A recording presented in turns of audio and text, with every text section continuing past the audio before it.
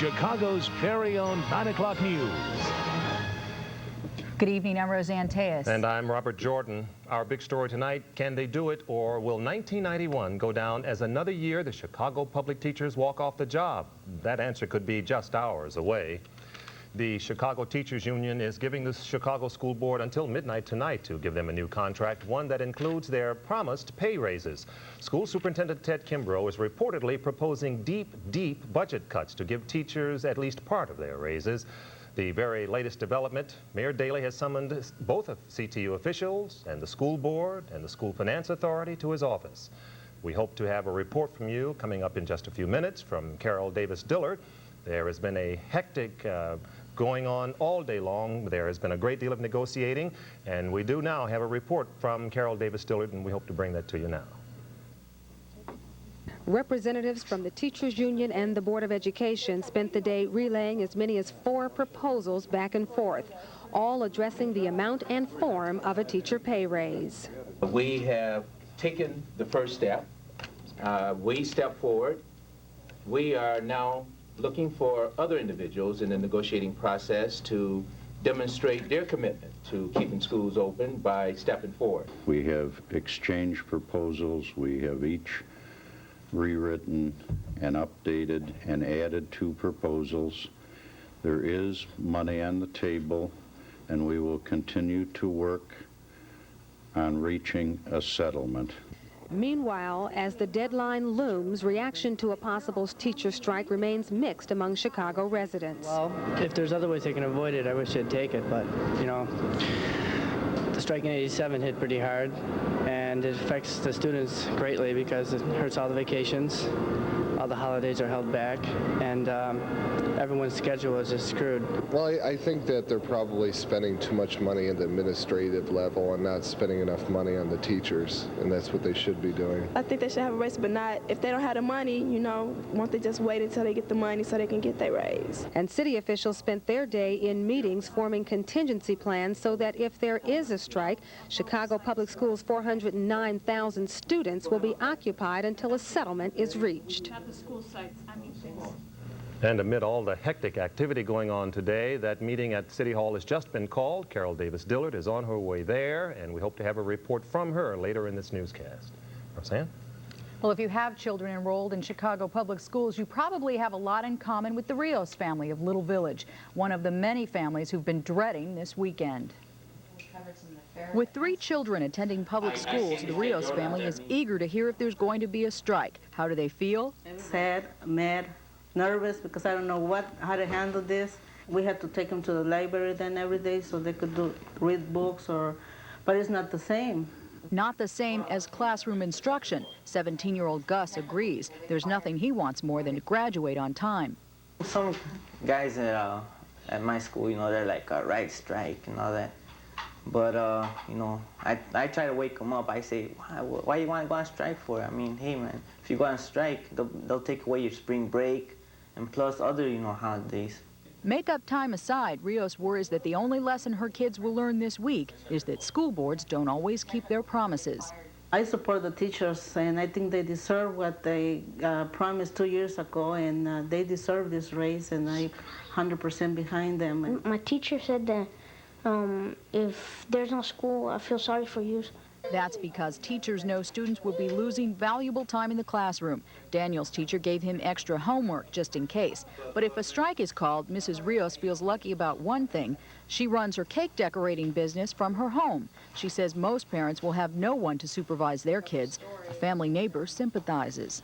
Who do you think's the real loser in all of this? Well, we cannot get our children, especially. They are the number one. I mean, the losers. Gomez says kids deal with enough problems at school these days, from drugs to race relations. He says the impending strike is just another lesson in social studies kids could live without. Members of the Rios family are also critical of Mayor Daley's role in the impending strike. They say whatever guidance he's providing has come too late. Governor Edgar is taking a hands-off approach to the Chicago school situation, saying that the state has done all it can do. He says the two sides have to work out a contract within their financial means, as many other school districts in the state have done.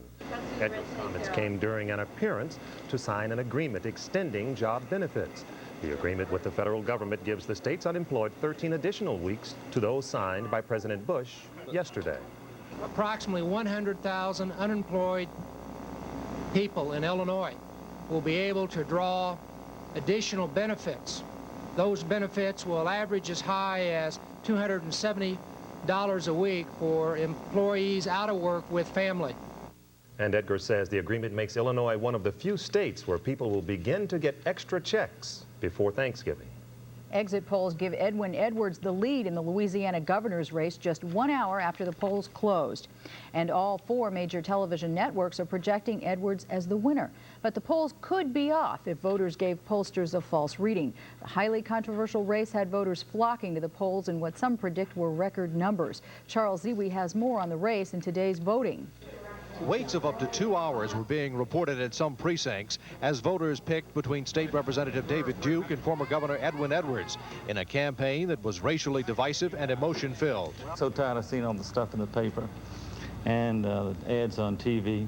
This is probably one of the dirtiest elections I've ever seen. The 41-year-old Duke drew national attention as a renegade Republican with a racist history that includes the Ku Klux Klan and a group he founded called the National Association for the Advancement of White People. Duke spent Election Day in his home base in suburban New Orleans, riding in an open convertible with his 2 daughters to the polling station, where he declared the race would be tight. Feels great. I think we're going to win the race. I think it's going to be very close. Edwards, meanwhile, spent the day in his French Quarter suite, closeted with aides after a Mardi Gras-style rally last night. Chief aim of the Edwards campaign is to get a large black vote to the polls, primarily in urban areas, and to attract just enough white vote from backers of ousted Governor Buddy Roemer. Will he be able to convince enough white voters that he has changed? Or, if he hasn't changed, that Duke would be a greater evil than he would be? Basically, it's a battle of the lesser hate among whites that he has to get to win the election. For pollsters, the race has been a nightmare because voters have openly lied about supporting Duke for fear of being stigmatized. Because of those long lines at polling stations, officials are saying it could be well into Sunday morning before they finally declare a winner. In Baton Rouge, I'm Charles Ziwi, WGN News.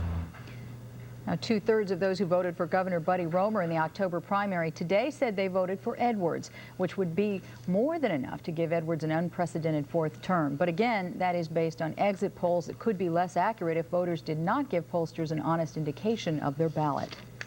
And still to come tonight, an Evanston kidnap victim is found alive. But a tragic story from the Northwest side. Not everyone made it out of a burning home.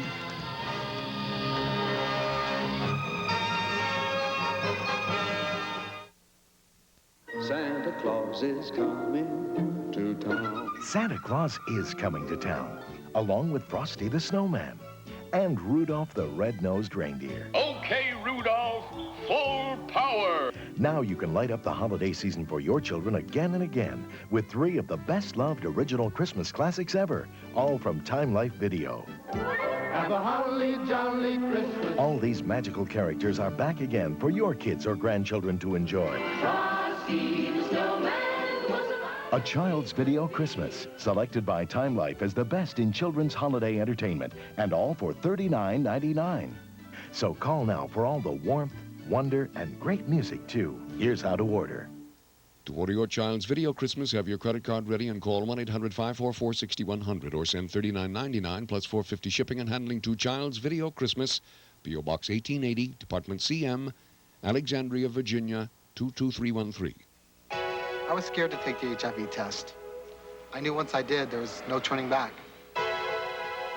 Now that I know, though, I can go on about my life. Make some goals. I'm working hard to stay healthy. Think about going back to school. Now I'm motivated to do the things I've always wanted to do. Life seems so much more important now. For information on the prevention and treatment of HIV, call 1-800-342-AIDS. They want to do their taxes, but they need your help. Volunteer. Call 1-800-TAX-1040 and join the IRS Volunteer Assistance Programs. She didn't understand me. I say, let's have a nice white grape raspberry Boku. We're adults, we can choose. Boku is adult flavors. There's no straw involved. We're talking pull tab here. And can you believe she wouldn't even let me go to the juice box aisle, and she'd drive by the supermarket to see if my car was parked outside. I hear now she's seeing a juice box counselor. All I wanted was a Boku. Boku fruit juice cooler from McCain. Is that too much to ask? Flames consumed a northwest side home. An elderly man who was unable to escape died in the burning house. Distraught family members could only watch as firefighters searched for the 73-year-old man whose body was later found on the kitchen floor. His 69-year-old wife managed to flee the home, but her husband had been trapped inside by the flames. Fire investigators believe the blaze may have been caused by faulty wiring. Charges are expected to be filed late tonight against Ross Herman, a Chicago man arrested in the kidnapping of his estranged wife. 38-year-old Nancy Ortiz was abducted at gunpoint on her way to work yesterday. Police found the two in far west suburban Geneva earlier today. Ortiz was apparently unharmed. Police say she had a temporary restraining order against Herman.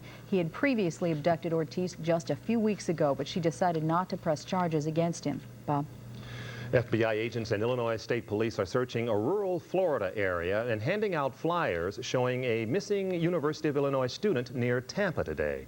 This follows a big development in the case of Nan Sabai. Sabai vanished without a trace last August 9th when she left her home in Belvedere to drive to the University of Illinois in Champaign. She called her home saying she had car trouble. 2 weeks later, her checkbook, key ring, and campus ID card holder were found along I-57. No sign of Nan. Sabai's abandoned car has just turned up in Florida. It had no license plate, but had 2 Florida state stickers on it.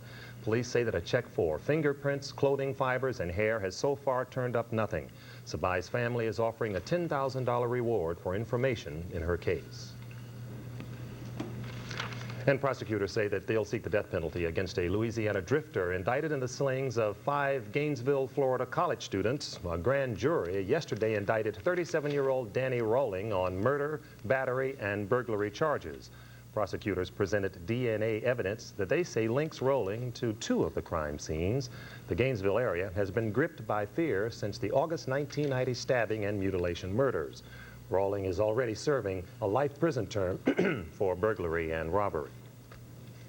He took the lives of 4 innocent people, but now the gunman who terrorized a suburban Detroit post office earlier this week is giving life. Doctors have transplanted the heart, kidneys, and liver of gunman Thomas McIlvaine into ailing patients. Now, McIlvaine died yesterday of a self-inflicted gunshot wound. His family did consent to the organ donations. The theme was, "We must make our voices heard," today as hundreds rallied in Federal Plaza in favor of legal abortion. Members of the Pro-Choice Action Committee, a coalition of women's groups, carried signs and performed skits.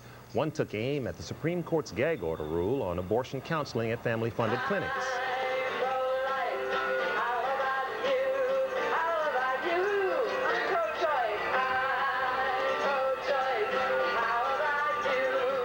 As demonstrators mobilized for choice, a handful of anti-abortion protesters staged a counter-demonstration on the other side of the street. Dozens of mounted police kept a watchful eye. Though emotions were high, no confrontations, injuries, or arrests were reported. And the top spot in college football is up for grabs tonight. Games just don't get any closer than this one between Miami and Florida State. If you missed it, or just if you want to see it again, Rich will be right here in a few moments with all the highlights and the rest of today's sports.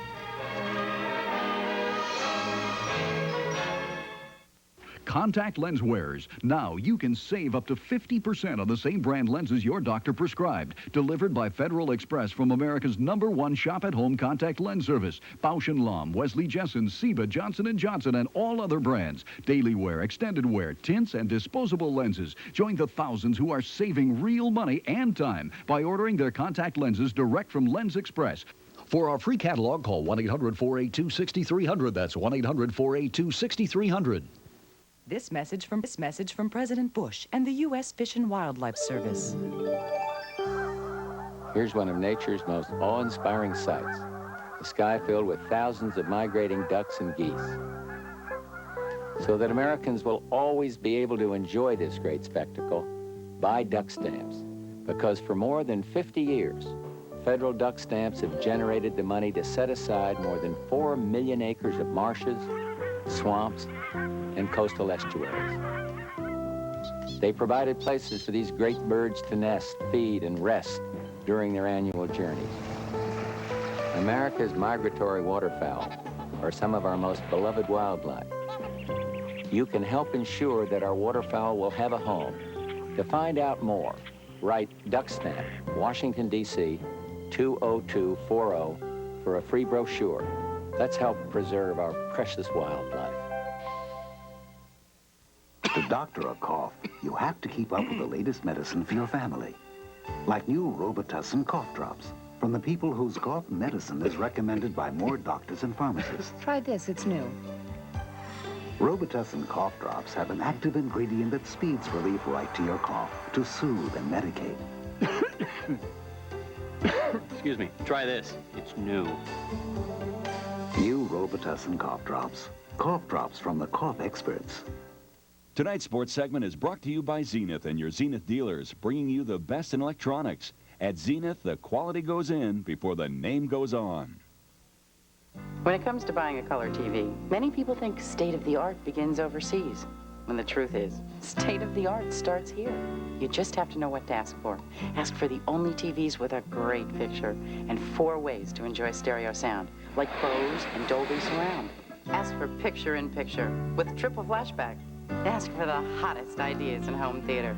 Ask to see a Zenith. For true innovation in television, quality never looked more like a Zenith. College football, the top sports story, and I really thought this year FSU could pull it off. Well, they look like pros out there, not college. It was a real good game, wasn't it? Outstanding college football game. You know, the game lived up to its billing in Tallahassee today, and for the 4th time in 5 years, Miami has spoiled Florida State's bid for a national title. Top-ranked Florida State fell behind early in this one.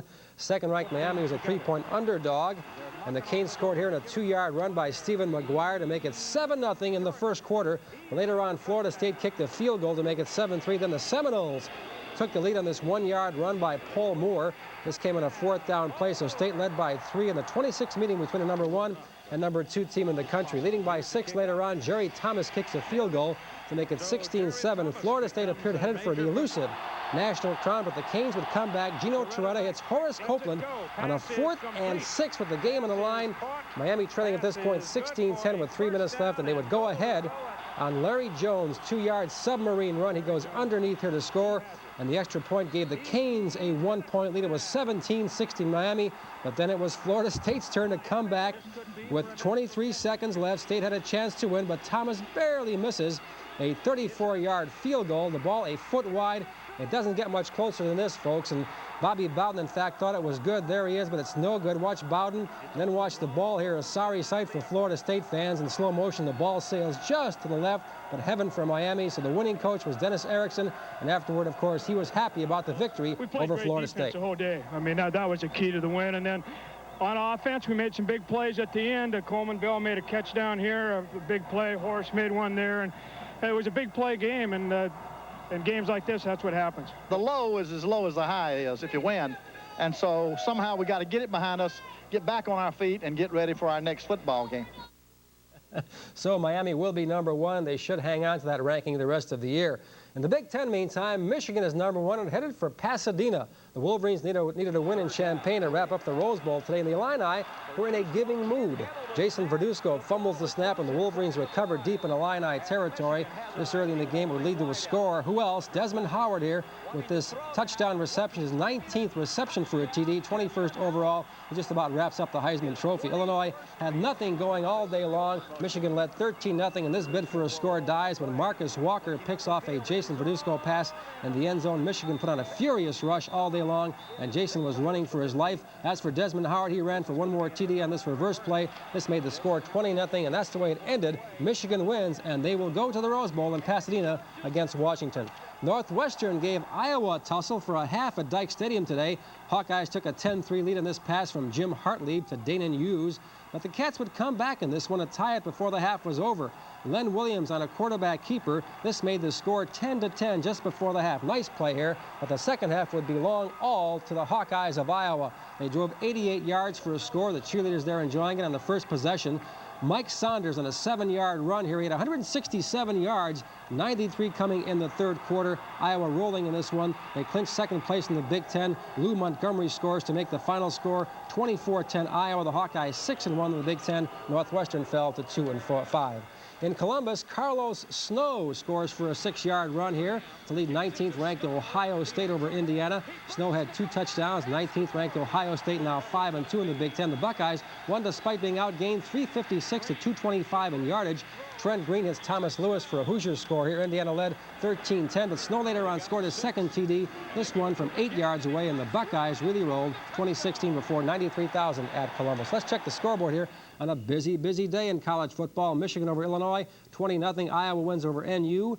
You see Ohio State winning, Purdue winning, rounding out the Big Ten. How about this game? Minnesota blew a touchdown pass in the end zone late, and Wisconsin wins by 3. Washington goes to the Rose Bowl, as I mentioned. Florida goes to the SEC title. They beat Kentucky, California over Arizona State.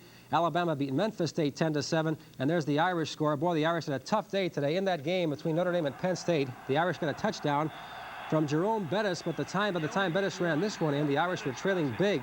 This made the score 21-7 Penn State. The Lions scoring the first 3 times they had the ball. Like Jason Ferdusco, Rick Meyer had a tough day. There's an overthrow on a 4th down play just before the half to Rodney Culver. After that, Penn State really rolled. They had some big plays. O.J. McDuffie, how about this double reverse? McDuffie gets some key blocks and goes in for a score. This made the score 28-7. The Irish headed for their first back-to-back losses since 1987. They, of course, were shocked by Tennessee last week, and they were shocked one more time by McDuffie today. Tony Sacca hits McDuffie in a 45-yard pass for a great TD here, great catch here. And Penn State humbles the Irish by a score of 35-13. Notre Dame suffering its 3rd loss of the year. Let's check the scoreboard elsewhere. NIU a winner today. Also Northern Iowa winner, and Eastern Illinois over Southwest Missouri State. In high school football, Joliet Catholic gets a 20-yard TD run here from Mike Alstott. This play in the 3rd quarter of their game against Bradley Bourbonnais in the state playoffs. The 2-point conversion made it 14-0 at this point, and Joliet Catholic led 14-7 late in the game when Bourbonnais scores in this 16-yard pass from Mike Cole to Mike Smaders. So the score was 14-13, but then the all-important extra point coming up, and watch what happens. This could tie the game into overtime, but it's missed, and Joliet Catholic survives 14-13 over Bradley Bourbonnais. Let's check the scoreboard here on the high school results. A real shocker there.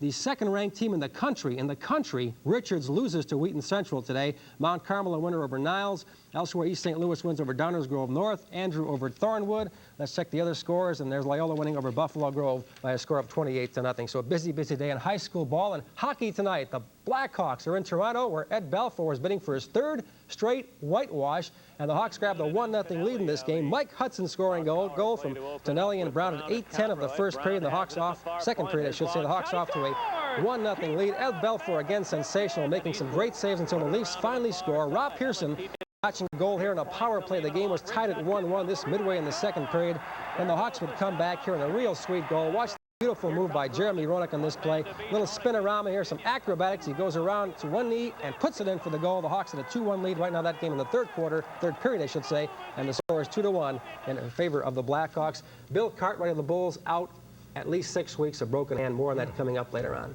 Wow. Okay, and we'll talk Bears a bit later, too. A little bit, yeah. Okay, very good. Thanks, Rich. And still ahead tonight, the worst train accident in Taiwan's history when 2 trains collide. And a story about the little fawn they called the miracle deer that will outrage animal lovers. We'll be right back. Are you still living with this nightmare? Over 1 million motorists have said never again. They've switched to Triple Edge, and the difference is amazing. This is the first set of wipers that really work for my car. Triple Edge has made my driving easier and safer. Triple Edge is the world's first high-tech windshield wiper. It clears, it cleans, it wipes dry, all in a single pass. But that's not all. Triple Edge wipers are not made of rubber. They won't tear, dry rot, or freeze to your windshield. Triple Edge is made from DuPont Nordell, the same material used in 50,000-mile radial tires. It's so strong, we guarantee these wipers for as long as you own your car. If they ever fail, we'll replace them free. Triple Edge wipers are absolutely great. It's been raining for 2 weeks straight, and I almost enjoy driving in it. Triple Edge gives you visibility through the heaviest downpour. It whisks away snow and ice. Even mud is no match for Triple Edge. State troopers, ambulances, and taxi cabs are now using these incredible wipers. Shouldn't you? The day after I got my Triple Edge wipers, we had a big snowstorm with blowing sleet and wind. Everybody had trouble seeing except me. My visibility was beautiful. Join the satisfied million who have switched to Triple Edge. No noise, no streaking, no smearing, no tearing. They're custom fit to install in seconds on your car, van, or truck. Triple Edge wipers are only $19.95 a pair, guaranteed for as long as you own your car. Order yours now. They're the last windshield wipers you'll ever buy. Call toll-free 1-800-776-8200. That's 1-800-776-8200.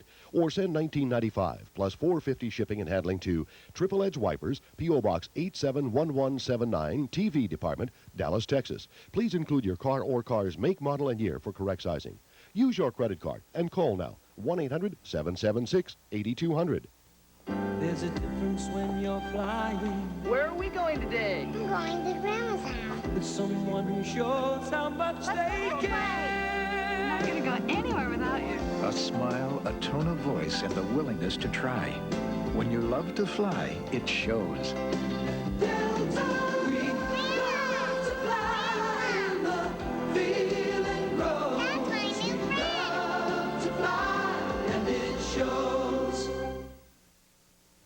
An English-language newspaper in Iran is reporting that more Western hostages will soon be released. An article in the Sunday edition of the Tehran Times says a Brit and an American are expected to be set free, but it does give no date for the reported releases. The newspaper has printed reliable stories on hostage releases in the past. Bob? At least 29 people were killed and more than 100 injured in the worst train accident in Taiwan's history. Railway officials say that human error may have caused the collision. One official says the northbound train may have entered a single-lane track ahead of schedule before the southbound train had completely left. The trains were traveling at about 60 miles per hour when they hit. The accident occurred in a railway tunnel about 90 miles south of Taipei. A deadline for a ceasefire in Yugoslavia has come and gone today, but the fighting remains. Heavy clashes are reported in several Yugoslav cities. Peace talks today between Serb and Croat leaders failed to produce any agreement. Both sides say they will permit a United Nations peacekeeping force into the war-torn areas, but the UN says it must be assured of a firm ceasefire before any peacekeeping troops are sent. Today's failed ceasefire is the 13th since fighting began in June. Secretary of State James Baker came up empty-handed today in his talks in China. Baker met with Chinese Premier Li Peng in hopes of winning concessions on human rights, trade, and arms control. Relations between Washington and Beijing have been on shaky ground since the 1989 Tiananmen Square massacre, and Chinese leaders say they won't be pressured into improving the situation. Baker meets tomorrow with China's foreign minister. Baker is the highest U.S. official to visit China since Tiananmen Square. The White House is said to be suppressing information from the Environmental Protection Agency. An official from the EPA and a source close to the Bush administration both say that the White House does not want the agency to release the conclusions of 4 studies on new wetland guidelines. The studies suggest that the country could lose more than 50% of its wetlands under the White House proposed guidelines. There are currently 100 million acres of wetlands in the United States. A story that began 6 months ago as a happy tale has now come to a sad end. A deer that was born after its mother was hit by a car has also met a tragic death.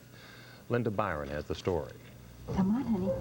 The fawn's birth was like a fairy tale. She was ejected from her mother's womb when the doe was hit and killed by a car last May. Miraculously, the tiny deer survived and was brought to Bobby Sizemore's home to be nursed back to health. She named the deer Feline, for a character in the Disney movie Bambi. But not all fairy tales have a happy ending. On Halloween, 5 months after Feline's miraculous birth, the deer was gunned down by a poacher's bullet in the woods below the Sizemore home. Billy and her husband Kelly knew something was wrong when Feline failed to come home for her evening bottle feeding, along with the 2 other fawns the couple care for. So I thought, well, she'll be along. I better go and get the bottles ready. So I went in and was heating the bottles. And just as I came out the back door with them, I heard a shot. 4 days later, Kelly Sizemore found Feline's hide on the beach. He must have been a close range, just a one shot with a 22. Usually several shots with a 22 to put a deer down. I don't know how anybody could do a thing like that. You know, because she was so small, and I know she must have walked right up and put her face right in his lap, you know. Feline was killed out of season with an illegal weapon on private property marked no trespassing. As a fawn and a doe, she would have been off limits anyway. The Sizemores are heartbroken. Well, probably because the way she was brought into the world, and I was the only mother she knew. Well, I thought she was going to really grow to be a nice big doe. And in a related story, about 50 animal rights activists here in Chicago gathered at the Chicago Botanic Garden today to protest the garden's practice of shooting deer. The deer are shot to keep the population down. Well, the Roseanne, weather need a tissue? I know you've been tearing well, up it was on those a Bambi sad stories. story. Well, the weather you've been waiting for, as well as a pretty snow in the Rockies. And the beauty of having all the right numbers. We'll be back with a tissue for Roseanne in just a moment.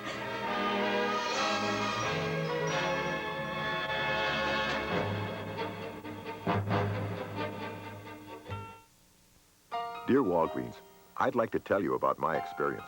I was visiting from out of state when my wife got seriously ill. She required numerous medications, so I appreciate the low prices at Walgreens. And I'd like to thank your pharmacists. They were very considerate. Being 1,100 miles from home made Walgreens service that much sweeter. Look what's free after rebate at Walgreens. Intensive Care Lotion for $2 or your favorite Gillette razor for $3. Free after rebate from Walgreens. This is an important message for parents and caregivers of children with disabilities. I'm Gwen King, Commissioner of Social Security. We have new rules that determine if your child is eligible for Supplemental Security Income Disability Benefits, SSI. It can provide monthly cash payments for children with disabilities whose families have limited income and resources. If you were denied SSI for your child or the benefits were stopped for medical reasons, anytime between January 1980 and February 1990, you should soon receive a notice in the mail from Social Security. It'll explain the steps you should take to have your child's claim reviewed again under the new rules. When you receive this important letter, please don't wait to complete and return the reply card. SSI wants to help children with physical, mental, and sensory disabilities as soon as possible. Don't wait. A public service message from the Social Security Administration. A paltry $30,000 for a touring sedan that embraces European heritage and Japanese technology to meet the prerequisites of polish and prestige. Get real. Why pay $30,000 for a luxury sedan? Buick LeSabre, even with driver's side airbag and anti-lock brakes, is priced up to $10,000 less than competing imports. And now save up to $3,200 with low 2.9% GMAC financing for up to 48 months. Get real quality and value. See your better Buick dealer. Tonight's weather segment is brought to you by Acura Automobiles. Experience precision-crafted performance. Now an extraordinary new coupe becomes a legend. The longer, wider, more powerful Acura Legend Coupe. The only coupe in its class with driver and passenger side airbags standard. And front-wheel drive, all for thousands less than the competition. And now lease a Legend for only $399. That makes the savings even more extraordinary. Side by side, you'll decide. The new Acura Legend Coupe. In Denver, Colorado, residents are plowing through several inches of snow. The storm responsible for the few inches in Denver dropped as much as 13 in Flagstaff and the north rim of the Grand Canyon. There are also snow advisories for parts of New Mexico and Oklahoma. As you can see, not everyone is plowing. There are a few people playing in that white stuff as well. Nice day here for us today, though.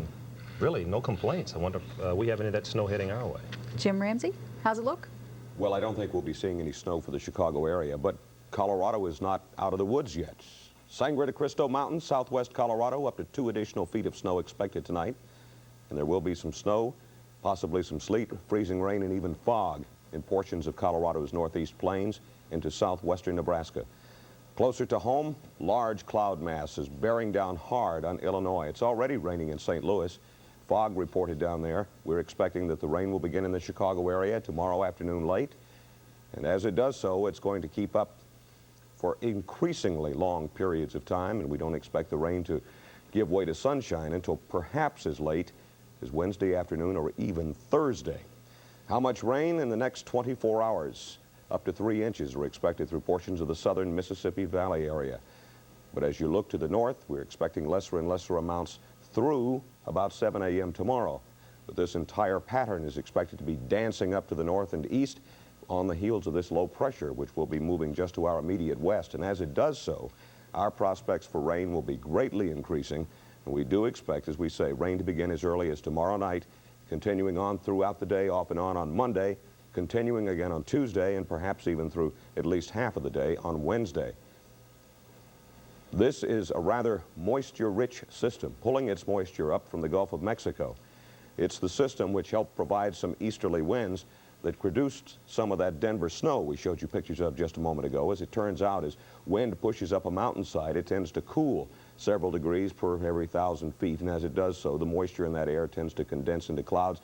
Snow drops out, and voila, you can have some very big storms on the east slopes of the Rockies. But without the cool air mix for the Chicago area, all we're expecting out of this mess is just rain. But there should be plenty of rain, as we say, for several days. Over the past several hours in the Chicago area, the system's rain and even snow production that you see just in the extreme east of Colorado moved very, very slowly. But it has, as we understand, overrun St. Louis, as we mentioned just a moment ago, and that, accompanied with some fog, is creating rather messy conditions down there. But the situation for Chicago will rapidly deteriorate tomorrow, although we may see just a peek at some morning sunshine. Quick check here of high temperatures expected across the nation for tomorrow. And with that, let's look at the specifics of our local forecast. A few passing clouds tonight, winds east, light, low temperature in the low 30s. Tomorrow, afternoon clouds thickening, producing some rain, high temperature 44 to 48. Tomorrow night, occasional rain, low temperature 40 to 44. Looking ahead to Monday, cloudy, rainy, dismal blue Monday, high temperature 47 to 51. Tuesday, wet. Wednesday, mostly wet. Thursday, we hope, no wet. So that's the way it looks. Temperatures, by the way, through that period should be fairly mild. We'll have the 7-day forecast, temperature-wise, a little later in this newscast. Sounds like a dreary week ahead. Thanks, Jim. Well, still to come tonight, Pat Buchanan for president. And what did Anita Hill say to bring so many people to their feet? We'll be right back. Bill Murray, Sean Young, and Sean Candy. A lean, mean fighting machine. Stripes, Wednesday night at 7.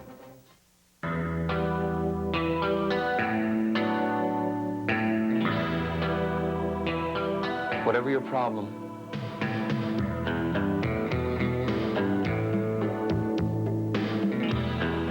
however you feel,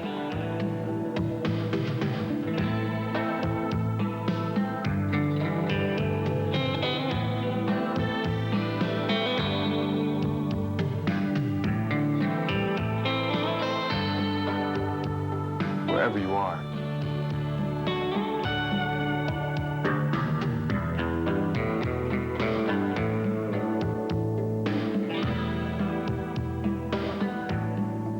We're there for you. The Boys Town National Hotline, 1-800-448-3000. There's no charge, and you can call anytime.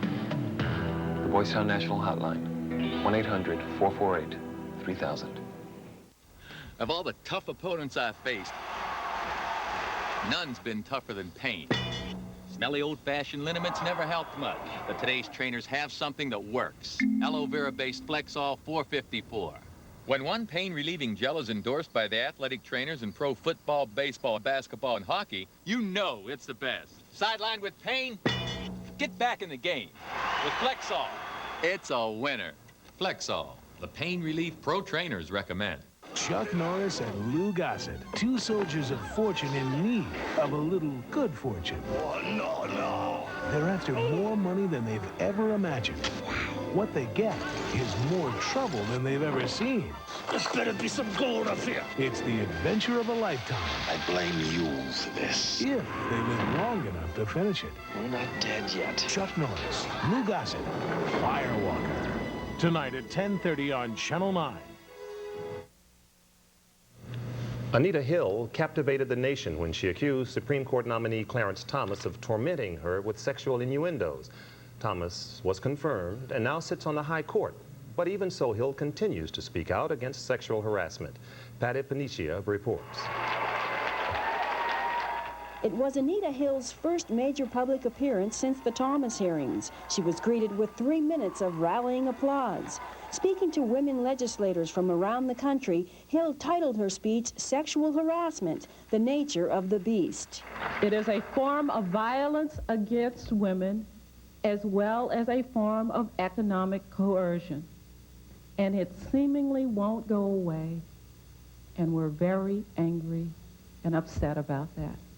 Many of the women present proclaimed Hill as their symbol of strength in fighting sexual discrimination. When the issue of sexual harassment arose during the Senate hearings and shot into the national consciousness, we knew that the women legislators around the country coming to our conference would want to get information, talk to one another, hear about this issue. It was the first chance many of these women had to say thank you to Anita Hill. Earlier this month, Hill received an award for truth and heroism from the National Coalition of Black Women. Hill was also named one of 10 Women of the Year by Glamour magazine. The publication said Hill had sacrificed her privacy to speak out for women. Immediately following the hearings, Hill said she was anxious to resume her private life and continue teaching at the University of Oklahoma Law School. I just kept thinking about my friends, my family, and I include the law school family in that, back here in Oklahoma. The university welcomed Hill back, but 2 weeks ago, school officials cut Hill out of the university's promotional video. We want to develop a lifelong love affair with education. School officials said Hill's presence distracted viewers. Hill urged women to stand together. Simply having laws on the book is not enough.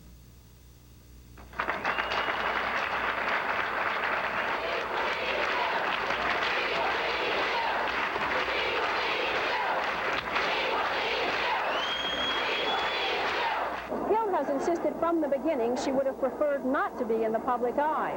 But it's apparent that since her testimony on Capitol Hill, she has emerged as a new leader in women's civil rights. Patty Panicia for CNN, San Diego. And Hill says she will continue to educate people about women's issues and strive for equality in the workplace. Roseanne? Pat Buchanan, right-wing columnist and television host, may be challenging George Bush in next year's Republican presidential nomination. And that's making some staunch Bush supporters more than just a little nervous. WGN's John Avishon reports. Take a good look at this man. He's a Republican who wants to knock George Bush out of the White House. But I'm going to wait to make a final decision after Thanksgiving. He is Patrick Buchanan, the feisty voice from the right. One-time Nixon speechwriter, one-time Reagan communications director, and full-time columnist and television commentator. And he is, like many conservatives, feeling betrayed by President Bush. Here is a man who ran on a pledge of no news taxes, who's raised them, who I think is signing on now onto a quota bill, who's responsible for the fastest spending at the federal level and domestic spending since the New Deal. He's so serious about this that there's already a Buchanan for President campaign being put together in New Hampshire, where the first primary happens in mid-February. At the White House, President Bush and his advisors, publicly at least, are brushing off the Buchanan boomlet. But some Bush supporters look nervously at the GOP's big loss in Pennsylvania, at the recession, and at David Duke's rise in Louisiana. Even conservatives who will stick with the president know Buchanan can hurt him. He could make George Bush's campaign difficult. The economic conditions are not particularly good. There is a lot of voter frustration out there. There's a lot of discontent with the insider game in Washington. And many true believers on the right now see Mr. Bush as the enemy. He lied. There's just no nice way to say it. But he's lied in taxes, spending. He has just, in probably 90% of the important areas, abandoned the Republican platform of 1988. Richard Viguerie, who helped put Ronald Reagan in the White House, says the conservative movement is electrified by Buchanan's foot in the presidential waters. On the other hand, some conservatives fear the end result. Pat Buchanan is simply going to set up a lot of conservatives who, having voted against the president in the primary, will sit home. I've seen it happen before, and the benefactor will be mine. Of course, the minute Buchanan gets in the race, he loses substantial income from his syndicated column and lucrative TV contracts. But those contracts already have given him a forum for launching attacks on presidential policies. You got $12 billion George Bush is asking in a foreign aid bill for the IMF to spread around governments all over the world when our country's in deep trouble, and this has got to stop or he's going to get deep. That, not incidentally, would be a Buchanan campaign theme. America first. Take care of business here first. Don't get so entangled overseas. Buchanan, for example, opposed the Gulf War. Pat Buchanan's New Hampshire campaign chief told us he's sure Buchanan will win there. Since word got out, he says, his phone's been ringing off the hook. People wanting to help.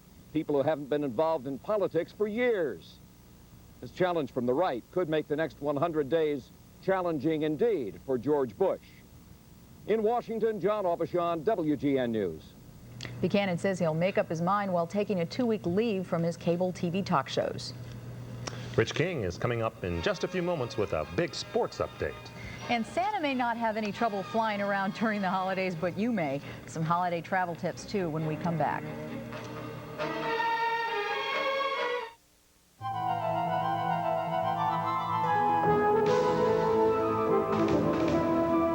Airbags save lives. This one won't work at all unless you're buckled up. And this one does its best work when you're buckled up, increasing your chance of survival by 55%. Airbags protect you in frontal collisions, but safety belts increase your protection in all types of accidents. So even if your car has an airbag, it's not enough. Buckle up. That you will always have a friend here at Carver High. Congratulations.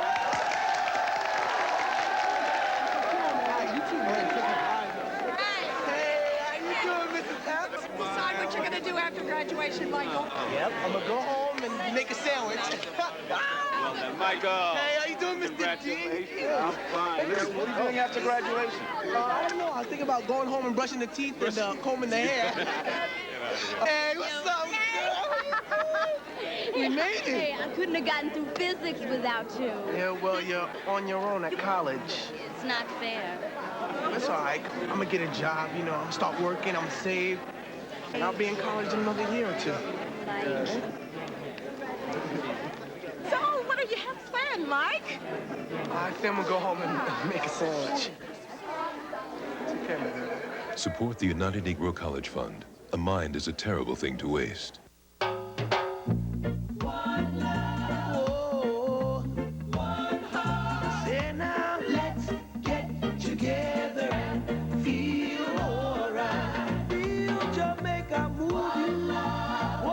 Jamaica touch you. Oh, now let's get together and feel alright. Say now come to. Call your travel agent or 1-800-JAMAICA. Let's light up the night. Let's do it up right. Let Long John Silver's brighten your holidays with beautiful crystal. Just $69 or 99 cents with any meal.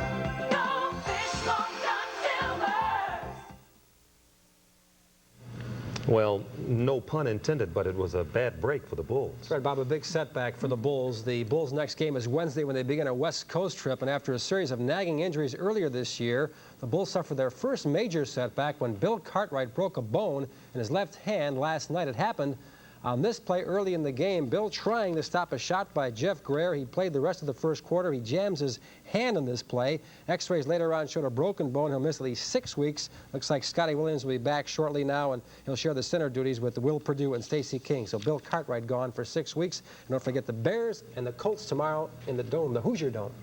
Okay, a lot of sports tomorrow, too. Thank you, Rich. With the holidays just around the corner, the United States is about to enter its busiest travel season, but the recession may keep many people home, and that could mean bargains for others who choose to go. Chuck Roberts reports. This scene probably looks familiar to many travelers. So does this. And this, too. It can only mean one thing. The holidays are just around the corner. The first, Thanksgiving, means the busiest travel season of the year. For much of the travel industry, however, 1991 has been just short of disastrous, and the holidays may not bring much reason for cheer. We're staying home. Thanksgiving, I'm staying home. And I'm not planning on going on any trips right around that time. Still, even in the worst of times, there are travelers to be found. I will be going to visit my in-laws in Tucson. There's a possible family reunion, or otherwise I wouldn't because of the economy. Basically, people traveling to be with their families, that holds up well, good times or bad. But bad times for the travel industry could mean good times for consumers. Right now, no matter where you live, you really should check with your travel agent because hourly the rates are changing on airlines, on rental cars. We're having coupon specials. Everything is capacity controlled these days. And if capacities are down, then the specials get better. This is one year we're saying don't give up. Joe Blitch says this year the American Society of Travel Agents is paying even greater attention to security. Here are some of the organization's recommendations for holiday travel. Make copies of charge cards, traveler's checks, and passports, and leave them in a sealed envelope with your travel agent. Never put your name and address on a luggage tag either. Instead, insert your travel agent's business card.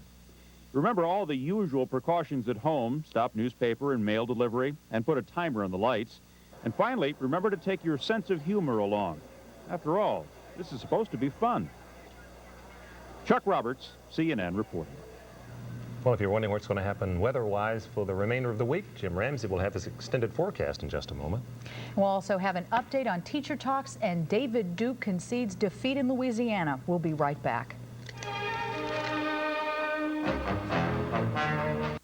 As a parent, I appreciate the importance of education, but I also appreciate the value of teaching our children good fitness habits.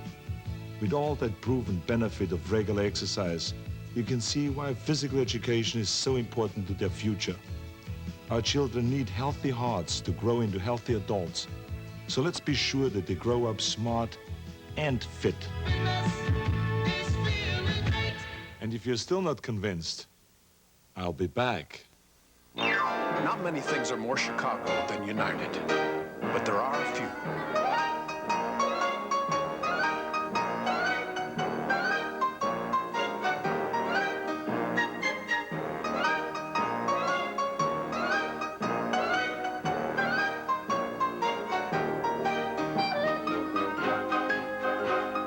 United, proud to be this Windy City's hometown airline. Come fly the friendly skies. Do you guys like this car? The Insurance Institute for Highway Safety recently issued a study reporting occupant death rates in thousands of accidents. This is really nice. Look, cup holders. The study found that minivans as a group had an average occupant death rate twice as high as the car with the lowest death rate, the Volvo 240 wagon. So if you're considering a minivan instead of a Volvo, Go talk to the man. maybe you'd like to reconsider. Sears claims to have low prices, yet Fredder's price on this GE dishwasher was $32 lower. Oh, good price. Fredder? This Whirlpool dishwasher was $40 less at Fredder. Fredder. And this Whirlpool refrigerator, $41 less. At Fredder. Right. In fact, in the past, Fredder beat Sears on item after item. Oh, Fredder has some good prices, huh? If you want Fredder prices, you've got to go to Fredder. Fredder. Tonight in Chicago, it's partly cloudy, and our present temperatures, it's Fairly chilly most places. Both O'Hare and Midway reporting readings in the upper 30s, with the lakefront coming in at 42. Winds out of the northeast at 8, and humidity's up to 85%. High today made it to 47. The overnight low down to 39 degrees. No records threatened at all today. We had a record high temperature, or a record high of 73, dates back to 1952, and the record low of 6 occurred back in 1959.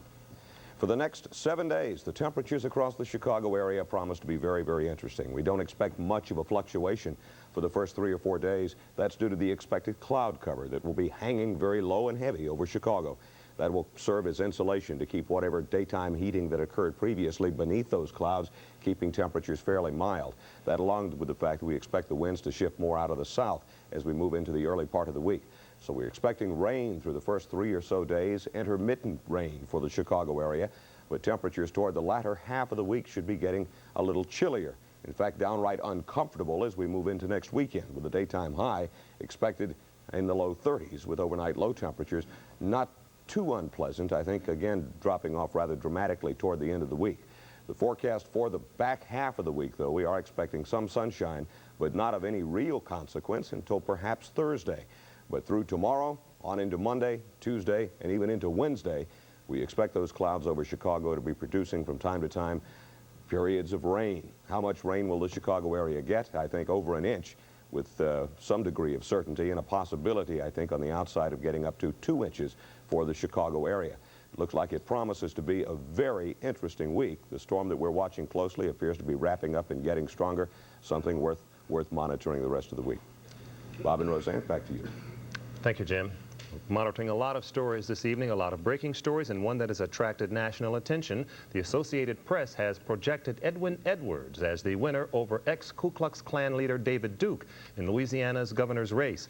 Shortly after the polls closed at 9 tonight, all 4 major networks projected Edwards as the winner based on exit polls. Now, with 33% of the precincts reporting, Edwards had 58% of the votes to Duke's 42%.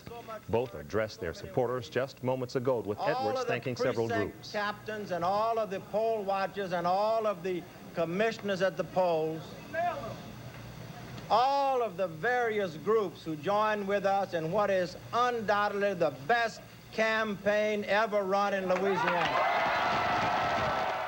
We've got to begin to change our priorities in this country. The time has come to begin to heal the liberal welfare system that's causing crime, causing poverty, causing drugs, destroying the very basis of our land. And if Edwards is declared the official winner, the win would give the former governor an unprecedented 4th term. Roseanne?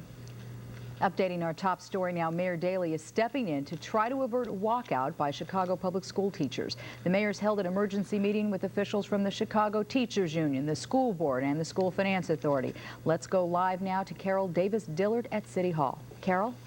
That's right, Roseanne. The mayor talked with all parties in the negotiations at about 8 o'clock this evening, and we don't know what they said to him, but whatever they said to him made him concerned enough to call all of the parties together. They are meeting at this moment at City Hall. The members of the Chicago Teachers Union, the Chicago Board of Education, some state legislators are there, and members of the School Finance Authority. At this moment, they are meeting separately. They are not meeting together. They are meeting separately. But the mayor has said he is making a moral appeal to everyone to get this issue resolved and to get it resolved by the deadline tonight. The mayor says that it is important to have the children in school on Monday morning and that it is very important to keep the teachers' contract in place. Here's what the mayor said. Well, I think the ultimatum is they have to make some form of agreement. If they don't, you would have, you know, over 400,000 children in school on Monday, and it's not going to help anyone. You know, that situation like that will not benefit anyone.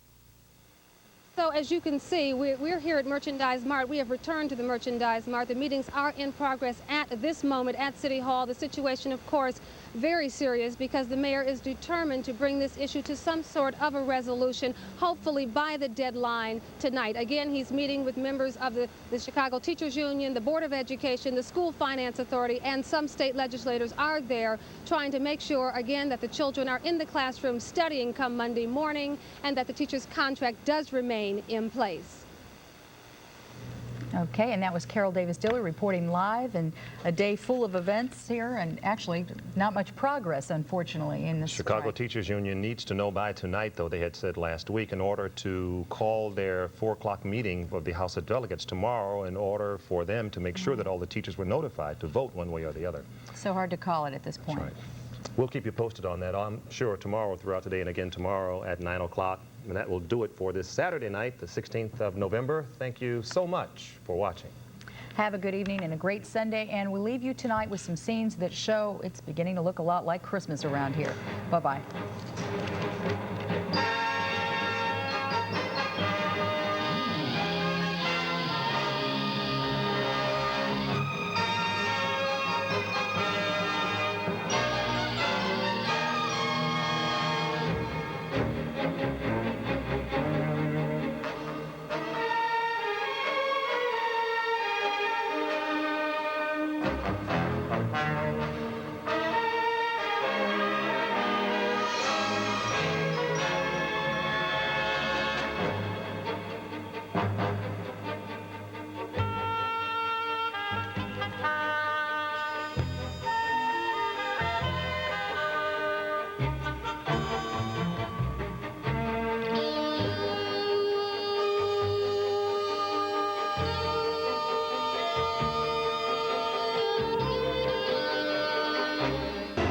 Can't say we didn't warn you. Monsters are coming to your town. Sunday night at 10 on Channel 9.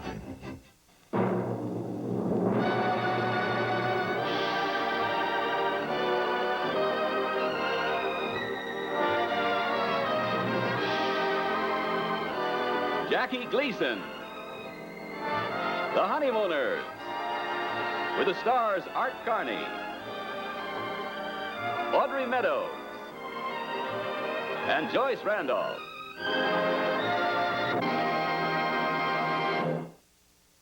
You're approved, or we'll pay you $100 cash.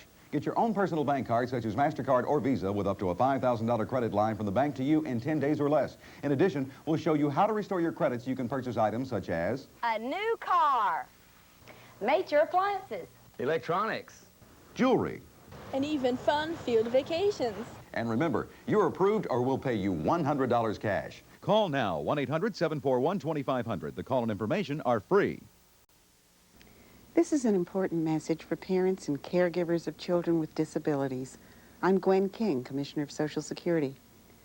We have new rules that determine if your child is eligible for Supplemental Security Income Disability Benefits, SSI. It can provide monthly cash payments for children with disabilities whose families have limited income and resources.